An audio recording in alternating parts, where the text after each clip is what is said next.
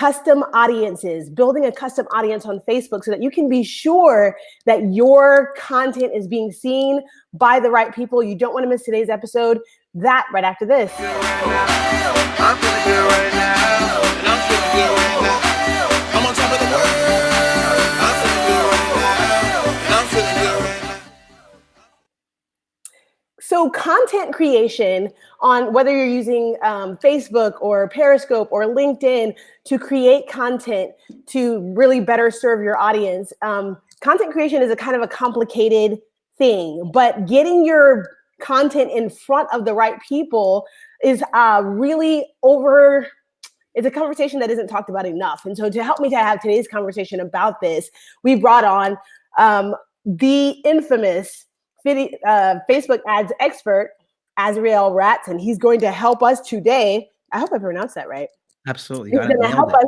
Did I? Okay, good. He's going to help us with today conversation. So I want to tell you guys a little bit about him. He specializes in advertising, high ticket, extensive experience in management and diverse markets. So if you need to get your stuff out there in the market, you need to make sure that you're being strategic about how people see your content. He is your guy. Azriel is distinguished and sought after speaker, podcast for live events. He's appeared in the podcast on Social Media Examiner, Casual Friday, Magnificent Marketing, and Be Live. He's given presentations to large audiences, including Social Media Marketing World and Social Media. And so I'm really, really honored to have him on our guest today as we have this conversation about how to target your audience on Facebook. Azriel, are you there? I am here. Thanks so much for having me. Yay! We're super excited to have you here on today's show. So we're talking all about like targeting an audience for the content that you create, right? So content creation is its own level of mastery. It's its own little thing, right? But once you create the content, like I think a lot of people get stuck at what happens next. What are we actually supposed to do with this content that can help us generate more leads and customers in our business? And so one of the biggest mistakes that I see, and that, just being in the video space and helping people to monetize their, products and services through video, is that they want to create the content and the content's great, but most of them have no idea if the content is landing in front of people who are most likely to benefit from what they offer, right? And so that's why I had to bring you on today, because I just thought this was so important for people to understand this, because it's missed a lot. Like, it's like, man, I have all this great content and I have it out there. Like, why is it not generating the results that I want, right? And yeah. Most likely it's because you haven't created a strategy around who you're getting your content in front of, right? Are you just putting it in front of your mom and your dad and your cousins and brothers and sisters, right? And they're gonna like your stuff. They may even comment, but you don't get paid in likes and comments at the end of the day, right? You get paid at the level that you're able to serve people at a high level and solve a problem for people that actually have that problem. So the problem for most business owners, Azriel, then becomes, how can I even be sure? Like, can I be sure that my content is being in front of the right audience? And I know you're gonna help us have that conversation. So, but before I do that, I want you to kind of tell our audience just a little bit about your background in the industry, and then tell us a little bit about why this work is so important to you. Yeah, absolutely. So I'm originally from New York, and in 2011, I moved from New York to Israel, where I live now. And a friend of mine offered me a job early 2012. And he basically told me, copy paste from a Google spreadsheet into Facebook and Pinterest. We had an iPhone app, an email newsletter, and there wasn't really a thing at the time called social media management, but that's what I was doing without knowing it. Okay. And I had a background. I have a degree in math. So he basically, after a couple of months, he said, why don't you dig into the data, see what's going on here, what's working, what's not. And I was basically trying to figure out how to find the best times to post, what sort of posts we should do. Right. And we very quickly figured out what was working and what wasn't. If anyone talks about, the good old days of Facebook, that's when I started in Facebook, the good old days of Facebook.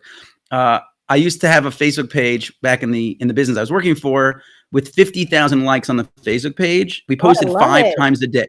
5 times a day, and every post was seen by 80,000 people. Wow. So that means that we got more impressions. The good old days, for sure. That was definitely the good old days of Facebook ads.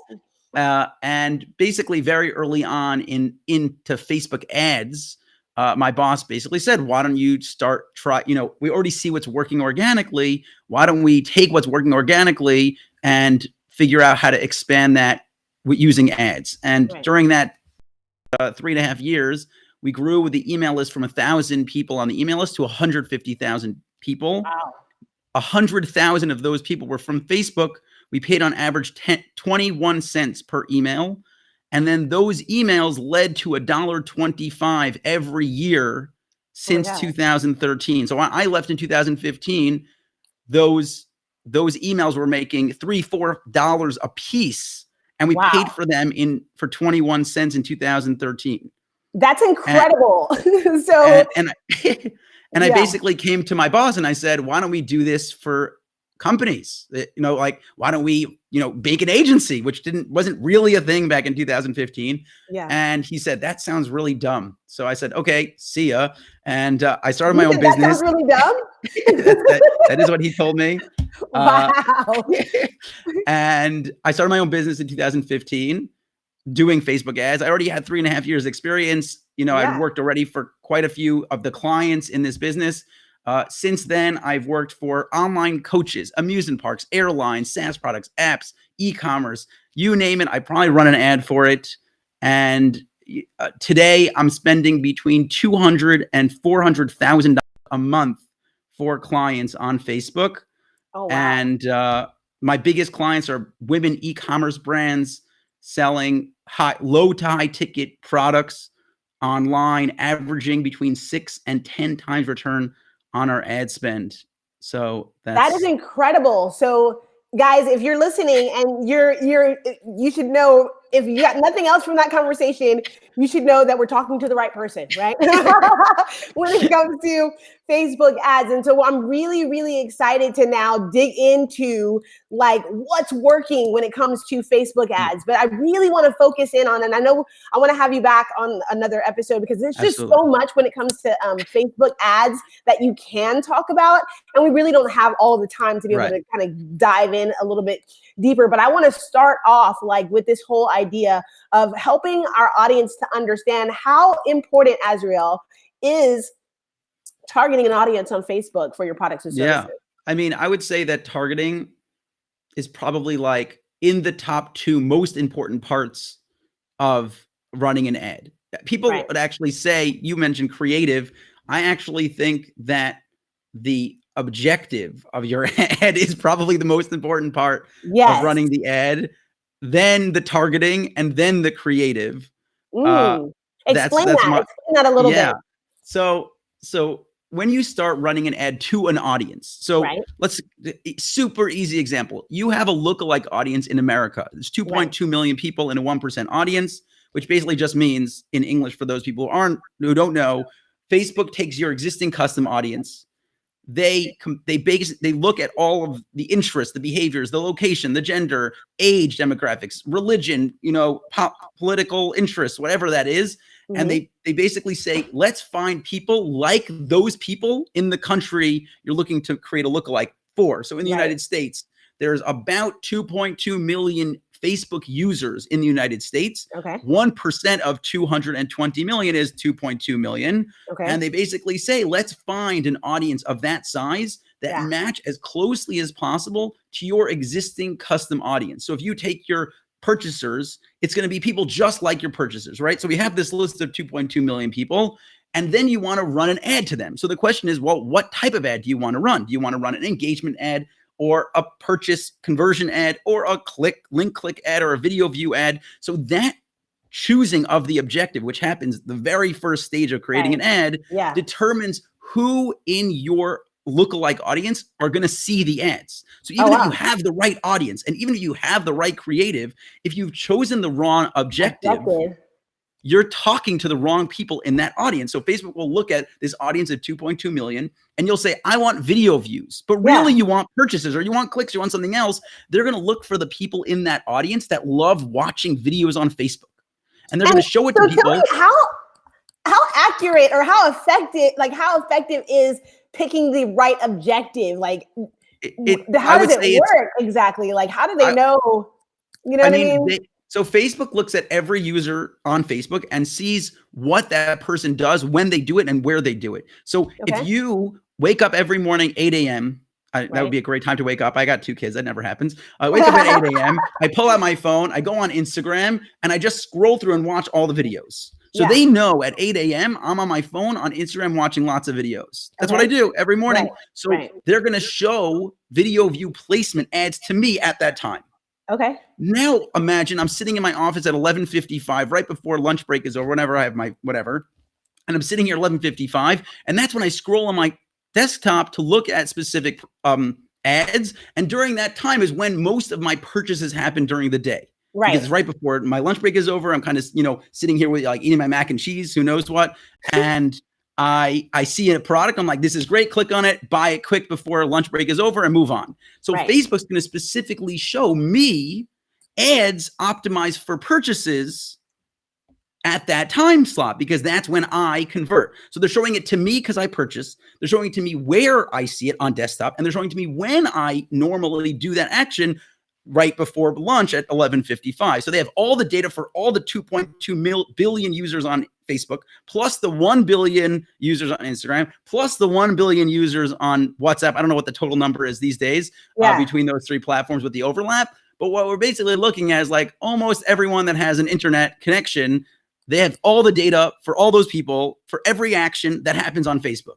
Okay, so basically they're making predictions, like their ads algorithm is making predictions based on your activity. Is that correct? Right. 100% correct. Yes. I love that. Okay. And so then they're able to like more accurately, because I was actually wondering this, like when you go through like video views and things like that on versus like the different objectives, like for leads. So they pick people who are more likely to do that objective and put it in front of those people.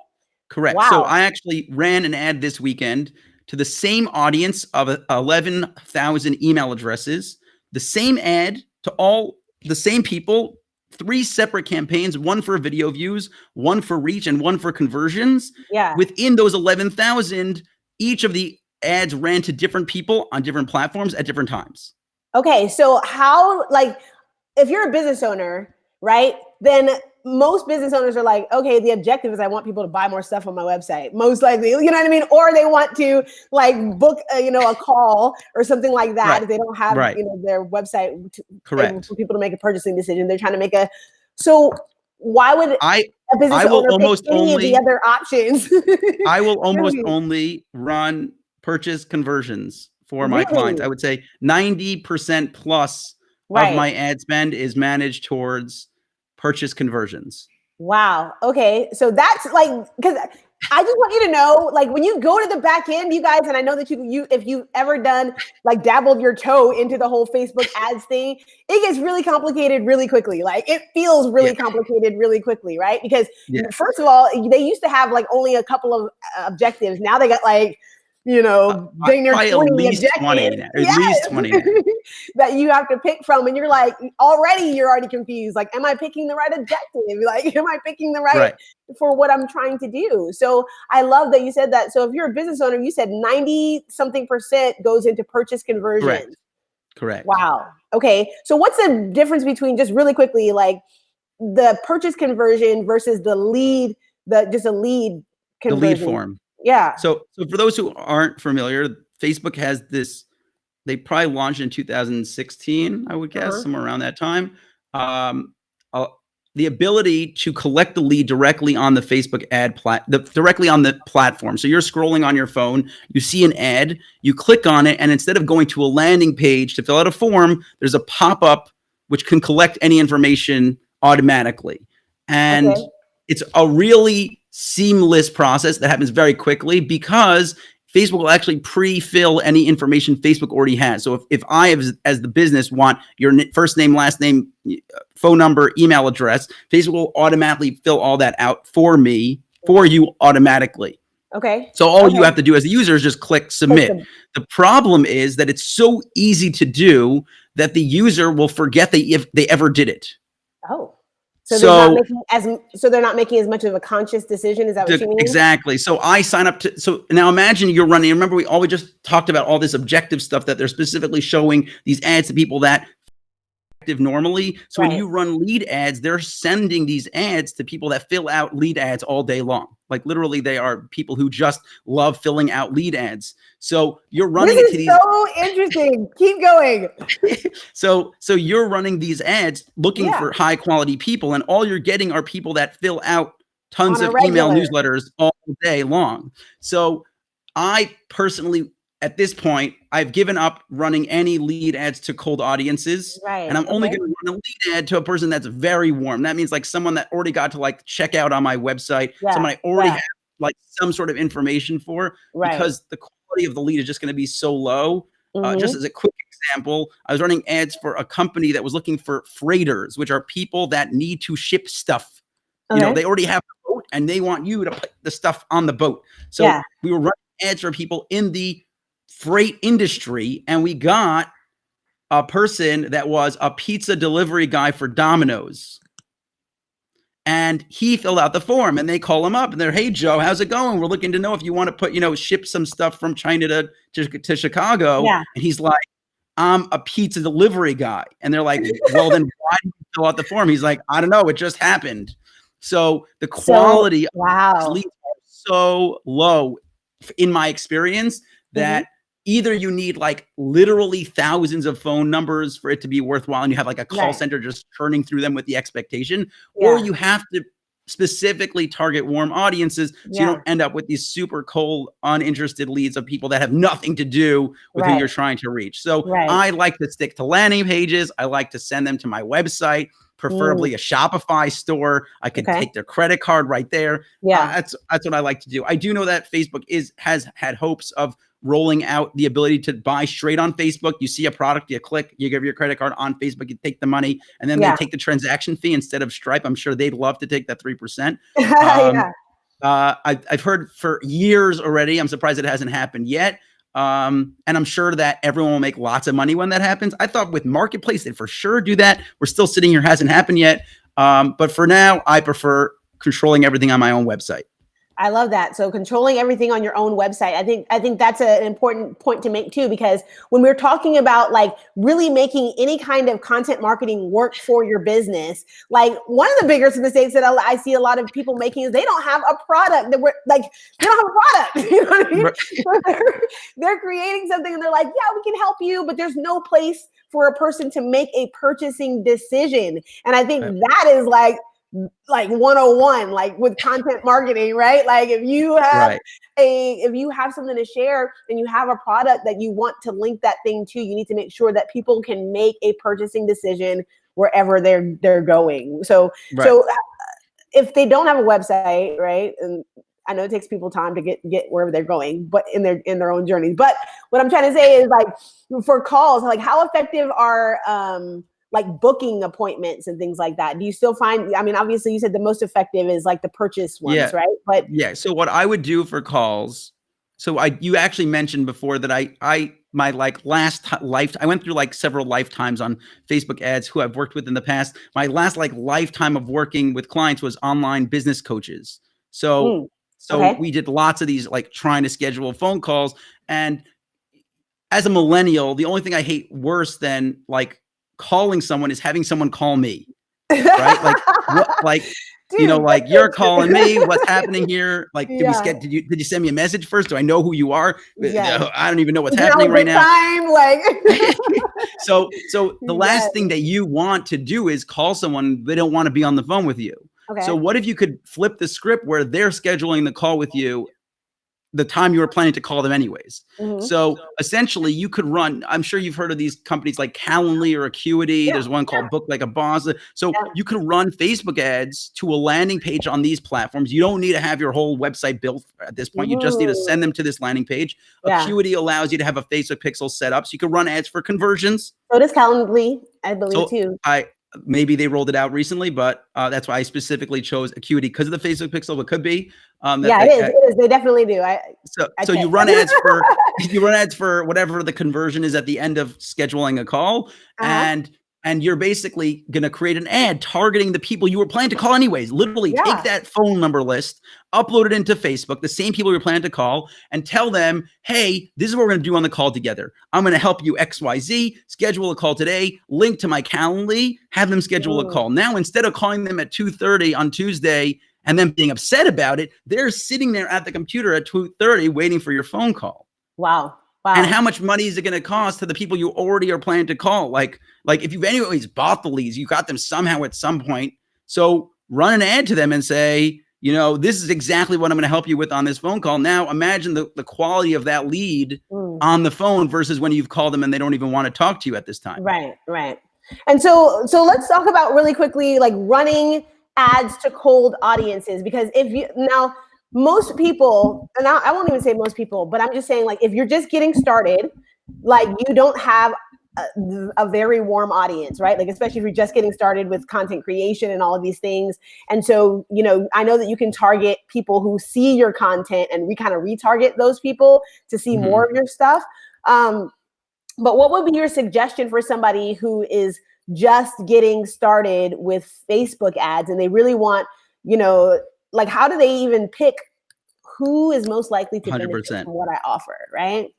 So you're not going to love my answer. Okay. But my answer is testing. You always start on Facebook ads with your warm audiences. Okay. If you don't have a warm audience, you need to find one. Okay. So what do I mean by that? So let's first talk about the first part of that sentence. Who are the warm audiences? Your email list, your SMS list, you have their phone numbers, your website visitors, your Facebook page likes, your Instagram and Facebook page engagement. If relevant, you have an app, or your Facebook friends, which is a targetable audience. We can get into that later if we have time. So we have these 8 warm audiences. And wait, you said your Facebook friends are a targetable audience? Are a targetable audience. Good. Okay. So the way you could do that, just super quick, is you can run ads today. They're planning to remove this, but you could run ads today to friends of people who like a specific Facebook page. You can run ads to the friends of people that like a Facebook page. So if you have a Facebook page, not just your page? Your page, meaning a page you are the admin of. Right? Okay, so if you have a Facebook page and you have 1,000 likes on your page, and each of those 1,000 people have 200 friends, so that's 200,000 friends of the 1,000 likes, and you could run ads to those 200,000 people. But what if you have a separate Facebook page with no activity on it, nothing's happening, and you're the only like on the page? So what happens if you run ads to the friends of the likes on a Facebook page where you're the only like on the page? Okay. You run ads to your friends. You run out to your friends. To your Facebook friends. Oh, I get it. Because you're the only like on the page. So that's how you run ads to the people that are friends with you. So gosh, that's brilliant. I love it. Oh my gosh, that's brilliant. So if you have no leads. Like in the comment section, guys, I hope you're paying attention, because today is like, this is amazing. This is amazing. I never even thought about that, but that works. Oh my God.